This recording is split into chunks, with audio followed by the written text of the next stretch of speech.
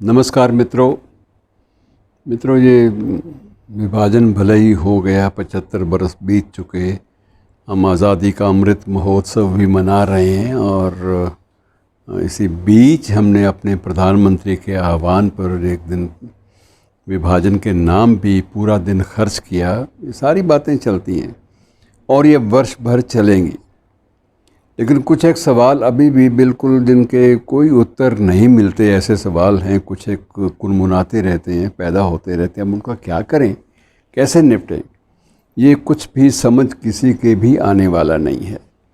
और सबसे बड़ा सवाल तो ये है कि आखिर माउंटबेटन को इतना बड़े बड़े युद्धों का अनुभव था, विश्व युद्धों का अनुभव उसके पास था, और कहते थे कि वो सिर्फ़ एक अच्छा समुद्री नेता नहीं है, वो सिर्फ नौसेना का कमांडर हो। बहुत उसके जहन में एक प्लानिंग की, जो योजना बनाने की जो एक प्रकार से जो कुव्वत, जो शक्ति मानी जाती थी, वो बड़ी अद्भुत थी। लेकिन इस सब के बावजूद वह शख्स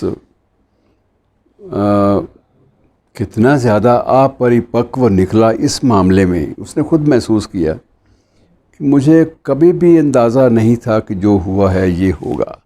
यदि मुझे पता होता कि इस तरह से 10 से 20 लाख के बीच लोग मारे जाएंगे, या 1.5 से 2 करोड़ लोग अपने घरों से उजड़ने पर मजबूर हो जाएंगे, या ये मालूम होता कि ये देश जिसे हमने 2 टुकड़ों में तो बांट दिया, और ये भी जो दूसरा टुकड़ा जो नया हम बना के देने चले हैं, ये टुकड़ा भी सलामत नहीं रहेगा, ये भी किसी को एहसास नहीं था। बाद में वो भी टूटा, लेकिन माउंटबेटन के बहुत बाद।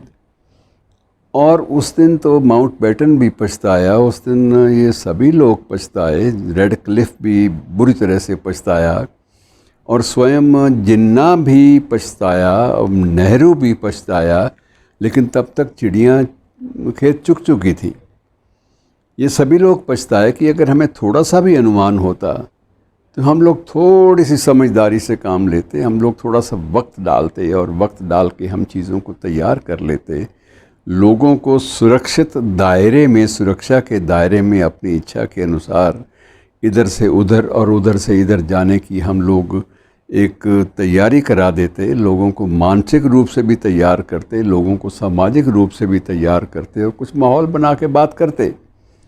लेकिन एक शख्स, तो सभी ये मानते थे कि एक ही शख्स था जो उस दिन भी कोई महत्वपूर्ण भूमिका निभा सकता था, लेकिन हमने, हमारे तत्कालीन गवर्नर जनरल ने, हमारे तत्कालीन वायसराय कहना चाहिए, गवर्नर जनरल तो बाद में बना, वायसराय ने उसकी ड्यूटी कलकत्ता में लगा दी थी।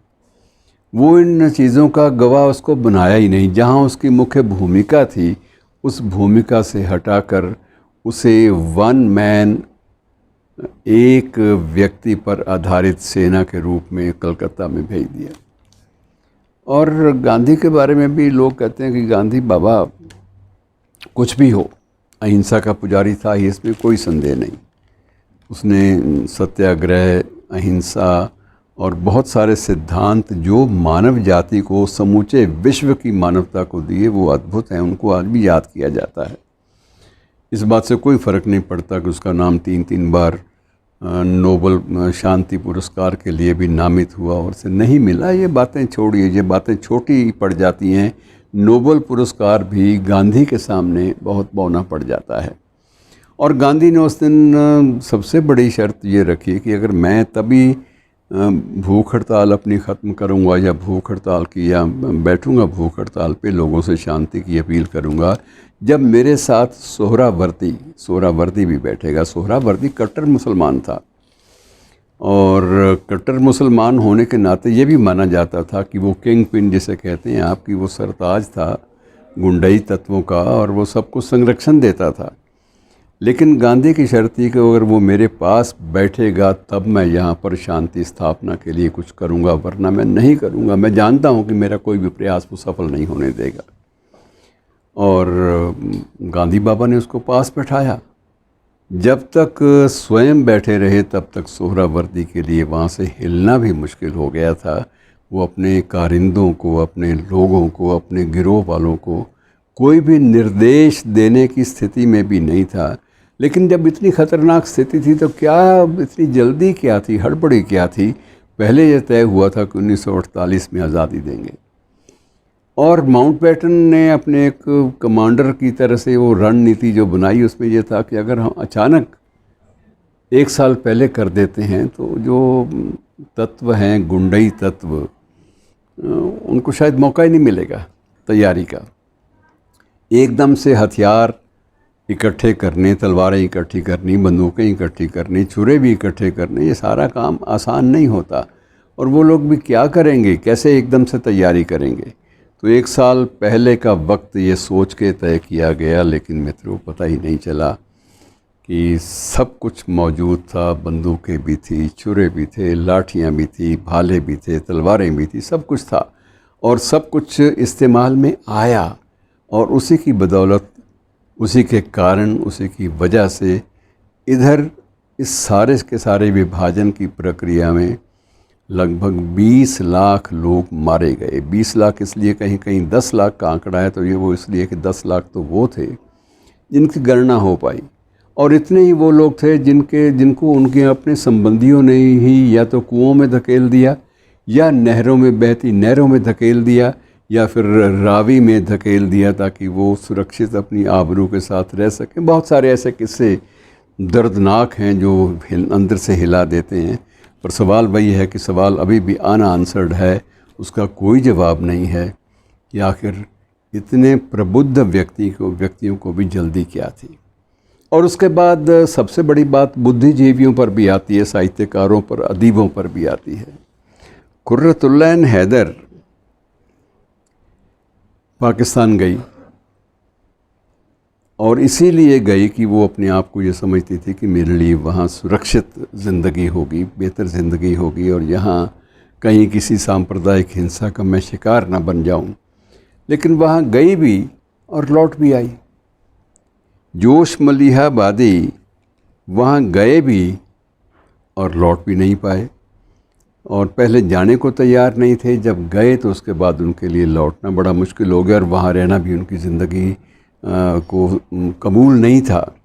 और वो ख़ुद महसूस करते थे कि मुझे इतना बड़ा पछतावा हो रहा है कि मैंने ये गलत फ़ैसला क्यों लिया। और सबसे बड़ी बात यह कि जोश मलिहाबादी को समझाने वालों में तो स्वयं पंडित नेहरू भी थे, और मौलाना अब्दुल कलाम आज़ाद भी थे। इन सब लोगों ने पूरा दबाव देकर समझाया था जोश को कि आप यहाँ तो सुरक्षित रहेंगे, यहाँ आपकी मान, मर्यादा, इज़्ज़त, आबरू सब कुछ बना रहेगा, वहाँ किसी ने नहीं पूछना।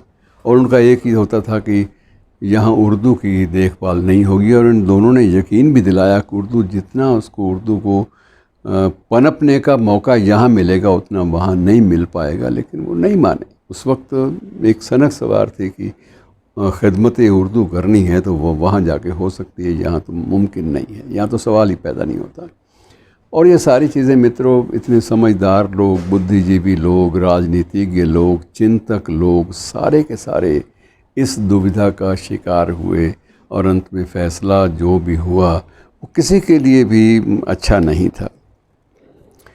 इसी बीच में एक बार इनसे मुझे बातचीत का मौका मिला, विभूति नारायण राय। तो ये एक प्रकार एक यात्रा के समय पूर्व डीजीपी रहे हैं, आपको मालूम होगा। तो ये एक यात्रा के एक दस्ते के साथ, यात्रा के एक दल के साथ, ये भी 1999 में शायद ये पाकिस्तान जाने का इनको मौका मिला। और इनके साथ एक ब्रिगेडियर, रिटायर्ड ब्रिगेडियर खन्ना भी थे, वो भी साथ गए थे। अब खन्ना की त्रासदी ये थी कि खन्ना की माँ ने कहा था कि अपना वो 5 मंजिला मकान जो है उसको एक बार देख आना, और वहाँ से कोई निशानी ज़रूर, फ़ोटो ही ले आना, निशानी ले आना कि उसका वो आर्किटेक्चर, उसका जो रूप रंग है वो कायम भी है कि नहीं। बाहर नेम प्लेट लगी हुई थी हमारे नाम की, और वो भी देख आना और पता लगे, ताकि वो चीज़ें कायम भी। और मैं भी आंखें बंद करने से पहले, आंखें मूंदने से पहले अंतिम बार चाहती हूँ कोई निशानी तो देखते देखते अपने प्राण त्यागूँ। और इसी ललक को लेकर वो रिटायर्ड ब्रिगेडियर भी साथ चला गया। तो वहाँ पर दिक्कत ये आ गई कि एक रिटायर्ड ब्रिगेडियर अपने 5 मंजिला मकान को तलाश करता है, तो बड़ा पेचीदा मसला हो जाता है, नहीं कर पाता। 5 मंजिला मकान तो माँ ने जो कहा था वो तो कहीं भी नहीं है। अब वो भी लगता है उसकी बात कि ये कहाँ गया, मकान तो बड़ा मजबूत था। और ये भी ऐसा किसी ने नहीं कहा कि मकान को तोड़ दिया गया था या ढहा दिया गया था। पूछता है आसपास से ब्रिगेडियर, रिटायर्ड ब्रिगेडियर, तो वो आसपास का एक बुज़ुर्ग जो है लाठी टेकते हुए उनके नज़दीक आ जाता है कि तुम उसका मकान देख रहे हो, खन्ना का? जी, उन्हीं का मकान देख रहे हैं। तो कहने लगा भाई वो मकान तो दब गया नीचे, 1 मंजिल गिर गई थी और उसके बाद फिर किसने बनानी थी? वो कमज़ोर मंजिल थी, बाकी चारों मंजिलें। उसने कहा चारों मंजिलें कहाँ हैं? तो उसने इशारा किया कि ये मकान का है। और उसने कहा बार मकान के बाद तो पत्थर की एक नेम प्लेट लगी हुई थी। तो उसने कहा थोड़ा सा तकलीफ़ करो अज़ीज़, एक कोई लोहे का कोई या सॉफ्ट सा या कपड़ा ऊपर लपेट लो, वो लाओ और मैं तुम्हें बताता हूँ कहाँ पर उसको कुरेदो। और कुरेदा गया तो बाद में नीचे से वो स्टोन की, वो पत्थर की बनी हुई नेम प्लेट निकल आई। उसकी फ़ोटो ब्रिगेडियर ने ले ली। तो और उसने कहा कि ये तो घर, माँ तो बताती थी कि इसमें एक मंदिर भी था, निशानी ये बताई थी कि मकान के पास मंदिर था। तो उसने कहा भाई मंदिर की बात तो जहाँ तक तुम बता रहे हो, मंदिर तो तोड़ फोड़ दिया गया। और तोड़ फोड़ भी इसलिए दिया गया कि वहाँ कोई ना तो पूजा पाठ करने वाला था, ना कोई पुजारी था, ना कोई मूर्ति बची थी। तो इस माहौल में फिर तो वो नाजायज़ कब्ज़ा करने वालों के काम ही ऐसी चीज़ें आती हैं। वो तो हमने, उसकी तो कोई गारंटी नहीं है कि बचा कि नहीं बचा। अगर कोई ऐतिहासिक होता तो शायद उसके बारे में हमारा एक इवैक्यूई बोर्ड है, वो शायद उसकी देखभाल कर लेता। लेकिन जब ये निजी मंदिर था तो उसको तलाश करना बहुत मुश्किल है। सवाल ये है कि आखिर ये सारा कुछ किस कारण से हुआ। और कोई भी, चाहे वो बुद्धिजीवी थे, लेखक थे, चिंतक थे, राजनीतिज्ञ थे, सैनिक रणनीतिकार थे, वे लोग इस बात का राई रत्ती भी अनुमान नहीं लगा सके कि ये कुछ हो सकता है, इतना कुछ हो सकता है। और कितनी हड़बड़ी में थे लोग। ये सारा का सारा मित्रों हिला देने वाला एक मंज़र है, जिसको अभी तक एक पहेली के रूप में हमारे सामने है, जिसको अभी तक हल करना हमारे लिए मुमकिन नहीं हो पा रहा। शुक्रिया।